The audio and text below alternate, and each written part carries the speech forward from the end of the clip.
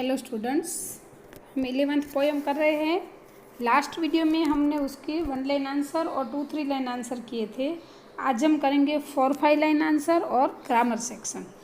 तो 4-5 line answer का जो फर्स्ट है ना, वो 2-3 लाइन आंसर का सेम है, लेकिन आप लिखते नहीं हो, इसलिए मैं वही का वही रिपीट करा रही हूँ और वो आपको कंपलसरी लिखना है, इसलिए मैं रिपीट कर रही हूँ। तो फर्स्ट क्वेश्चन है, हिंदुस्तान हमारा है, स्वर धारा किसकी और कब से है? हाँ, तो हिंदुस्तान हमारा है, स्वर धारा हमारे देश में रहने वाले उन करोड़ों लोगों की है, जब से पृथ्वी और आकाश का उद्भव हुआ है और जब से आकाश में तारे छिटके या तो चमके और सूर्य चांद बने, तभी से हमारे देश का अस्तित्व है। इस तरह यह स्वर धारा आदि अनादि काल से है, मतलब बहुत सालों से है।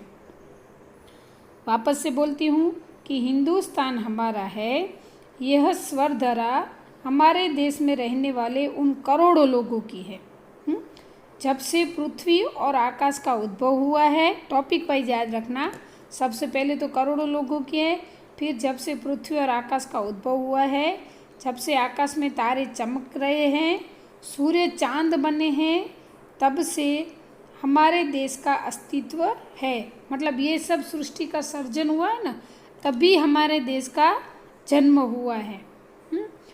तो हमारे देश का तभी से अस्तित्व है।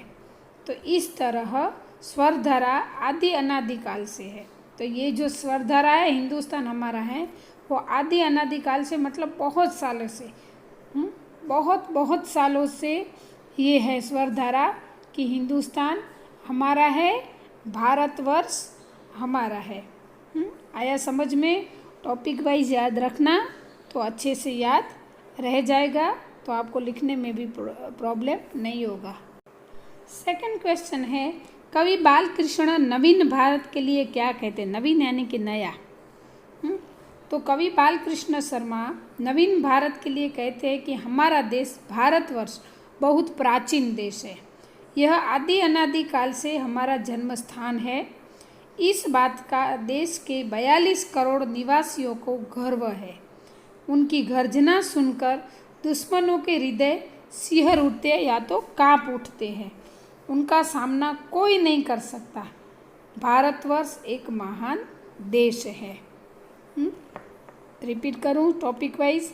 सबसे पहला टॉपिक आएगा, कवि बालकृष्ण शर्मा नवीन भारत के लिए कहते हैं कि हमारा देश भारतवर्ष बहुत प्राचीन यानी कि पुराना देश है, यह आदि अनादि काल से हमारा जन्म स्थान है।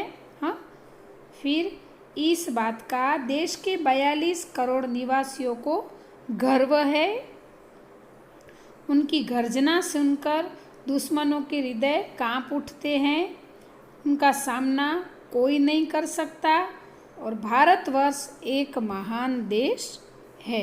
तो स्टूडेंट्स, ये दो है जो 4-5 वाक्य में आपको पूछे जा सकते हैं। तो यहाँ पर हमने ये दो ही किए हैं, क्योंकि हम टेक्स्ट बुक को ही सबसे ज़्यादा फॉलो करते हैं। बोर्ड में टेक्स्ट बुक में से ही सब कुछ पूछा जाता है, इसलिए। लेकिन ऐसा कभी होता है कि उल्टा पुल्टा करके आपको पूछा जाता है, तो आपको पोएम अगर याद है तो आप कोई भी आंसर अच्छे से ऑन वर्ड में लिख सकते हो। तो ये अभी यहाँ पे हमारे 4-5 वाक्य में उत्तर कंप्लीट हुई। अभी हम करेंगे ग्रामर सेक्शन। ग्रामर सेक्शन में सबसे पहला टॉपिक है, शब्द समूह के लिए एक शब्द लिखिए। तो सबसे पहले है, जिसमें तारे चमकते हैं, तो उसको कहा जाता है अंतरिक्ष। हाँ। सेकंड है, दूर तक फैला हुआ, तो विस्तृत। हम कैसे कहते हैं कि विस्तृत है, ये तो बहुत बड़ा है ऐसे। थर्ड है, जिसमें मैल न हो, तो इसका आंसर होगा निर्मल। हाँ, इसमें मैं आंसर लिखना भूल गई हूँ, तो जो मैं बोल रही हूँ वो आंसर लिखना। जिसमें मैल न हो, इसका आंसर होगा निर्मल। विरुद्ध पक्ष, मतलब जो हमारा ऑपोजिट पक्ष है उसको बोलते हैं प्रतिपक्ष। अभी ये थोड़े हार्ड वर्ड है, वो आपको लिखने होंगे और याद करने होंगे, ठीक है, क्योंकि अभी आप 10th में हो, इसलिए। जिसमें अथाह जल भरा हो, मतलब बहुत सारा पानी भरा हो, तो उसको बोलते हैं जल निधि। 6th है जो जलता हुआ हो, तो इसका आंसर होगा ज्वलित। 7th है जल भरे बादलों का समूह, तो इसका होगा घटा। जैसे काली घटा छा जाती है ना, काले काले बादल छा जाते हैं, तो उसको घटा बोलते हैं। क्योंकि वो काले क्यों होते हैं? क्योंकि उसमें जल भरा हुआ है, फिर वो बादल बारिश के रूप में बरसते हैं। 8 नंबर है जिसका आदि यानी कि आरंभ न हो, तो उसका होगा अनादि। जिसका स्टार्टिंग न हो उसको क्या बोलते हैं?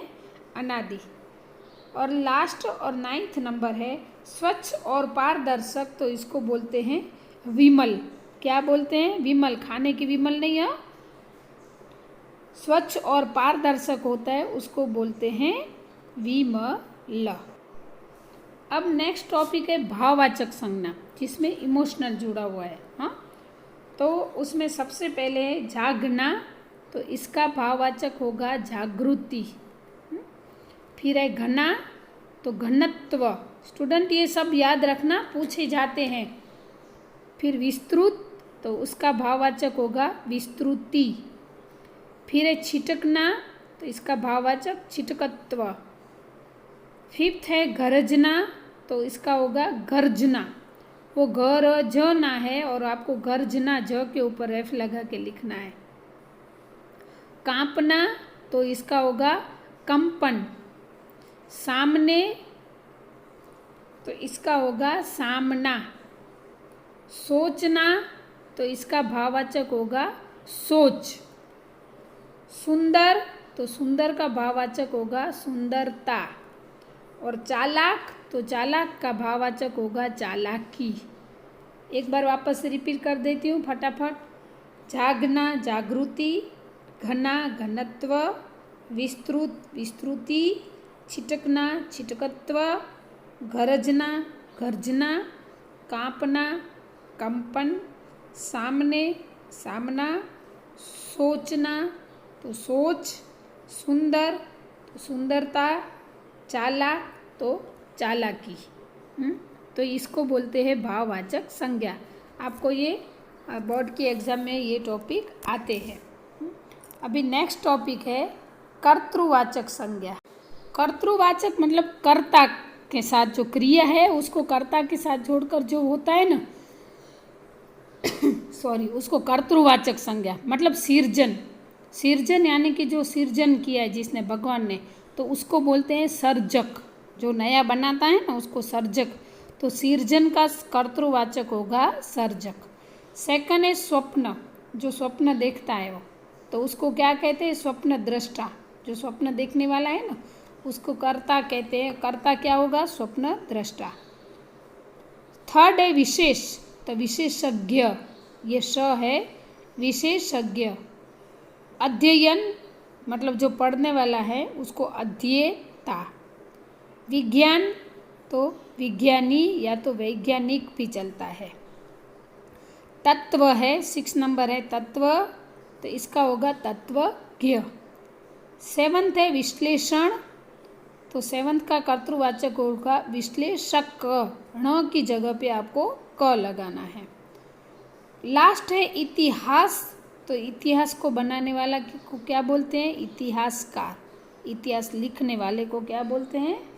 इतिहासकार। आया समझ में? एक बार वापस से रिपीट कर लेती हूँ। सिर्जन का होगा सर्जक, स्वप्न का होगा स्वप्न दृष्टा, विशेष का होगा विशेषज्ञ, अध्ययन का होगा अध्येता, विज्ञान का होगा विज्ञानी यानी कि वैज्ञानिक अथवा वैज्ञानिक ऐसे, तत्व का होगा तत्वज्ञ, विश्लेषण का होगा विश्लेषक, इतिहास का होगा इतिहासकार। तो स्टूडेंट यहाँ पर आपके ग्रामर के भी ये 3 टॉपिक कंप्लीट होते हैं। आपको सभी लेसन के पीछे जो जो ग्रामर दिया जाता है वो आपको लेसन के पीछे ही रेगुलर नोटबुक में आपको लिखना है, क्योंकि वो एग्ज़ाम में इम्पोर्टेंट है, इसलिए आपको लिखाया जाता है। छोड़ना कुछ भी नहीं है। और अभी से आप बाय हार्ट करोगे तो बोर्ड की एग्ज़ाम तक आपको कोई टेंशन नहीं रहेगा। तो ये वीडियो यहाँ पे कंप्लीट होता है।